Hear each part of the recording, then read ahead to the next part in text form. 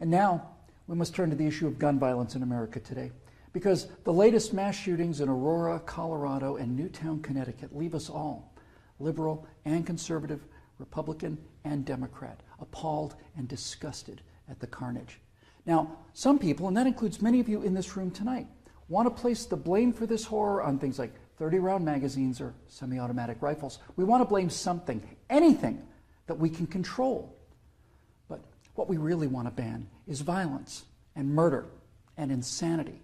Now, we don't talk about that, though, because deep in our hearts, each of us knows that violence and murder and insanity are built into the human condition and likely always will be. You know, there are two kinds of animals in this world, predators and prey. No one watches a leopard chase down a gazelle and denies that the gazelle has a right to use its hooves and horns to protect itself from the predator. But there are people in this room tonight and all across the country who would deny that same right to self-defense to other human beings. Such people seem to think that the way to stop the leopard is to cut the horns off of the gazelle, that by somehow making it easier for the predator will simply go away. My friends, this is insane. When you make it easier for the predator, you get more predators. So let's start with the so-called assault weapons, more properly known as semi-automatic rifles. In 2011, the total firearm murders came to 8,583, according to the FBI. Now, during that time, the total murders committed by rifles, all rifles, not just semi-automatic rifles, were 323. That's 3% of all murders. Hammers and clubs kill half again as many people as rifles. Hands and feet murder twice as many. And knives kill 5 times more Americans than all rifles combined. Preventable medical errors kill about 98,000 people per year. Medical malpractice kills more than 12 times as many people as are murdered in the U.S. each year. That's more than 300 times the number killed by all rifles, not just the so-called assault rifles. And yet, no one talks about limits on hammers or knives or doctors or hospitals. No one does that because the good we perceive from hammers and knives and doctors far outweigh their perceived harm. And yet, studies show that firearms prevent anywhere from 800,000 to over 2 million violent crimes every year. The lowest estimate means that 100 times more violent crimes were prevented with firearms than the total murders committed with firearms. That's 100 times as many. Now, in October of 2007, Amanda Collins was walking to her car after a night class at the University of Nevada at Reno. Amanda had a concealed carry permit for her 9mm Glock that she carried for self-defense.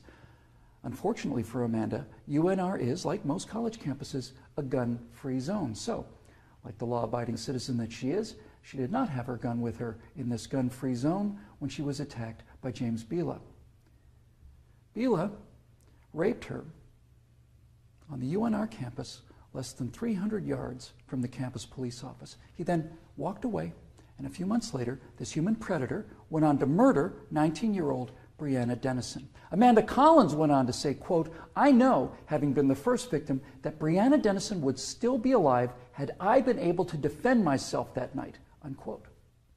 Therefore, I am directing the virtual Attorney General to aggressively challenge any gun control laws that violate Amanda Collins' right not to be raped and Breonna Dennison's right not to be murdered. You're not forced to abandon your First Amendment right when you enter Chicago or New York, or your Fifth Amendment rights when you walk onto a college campus. As virtual president, I will veto on the spot, without hesitation, but with a great deal of pleasure, any and all attempts to destroy any of the Bill of Rights, of the Constitution of the United States of America. Because, when it's all said and done, the Second Amendment to the Constitution is not there to protect us against criminals and the people calling for gun control know this. That's why they want gun control instead of crime control. That's why they want laws that, at the stroke of a pen, turn law-abiding citizens into criminals. The Second Amendment is there to protect the American people from tyranny. The Second Amendment is there to protect the American people from politicians. The Second Amendment is there to protect the American people from us.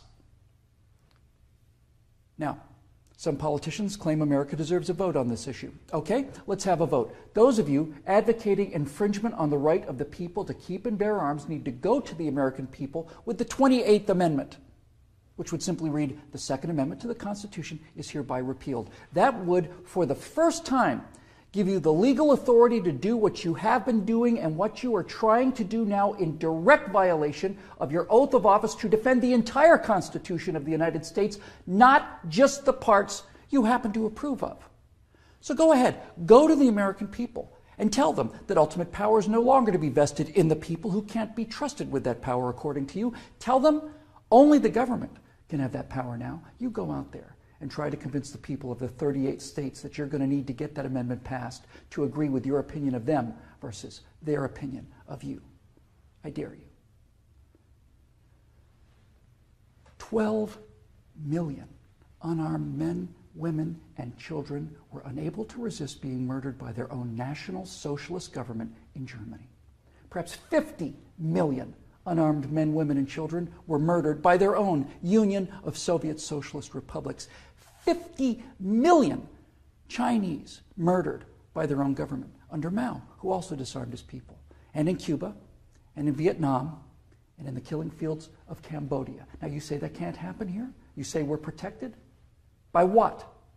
By the Constitution that you're in the process of destroying? You are in violation of your oaths of office by so much as introducing this legislation, let alone passing it.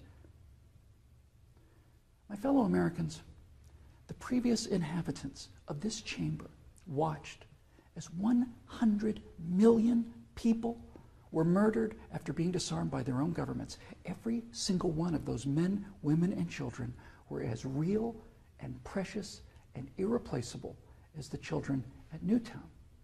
And I tell you here and now that I will be damned if I will let that happen to the American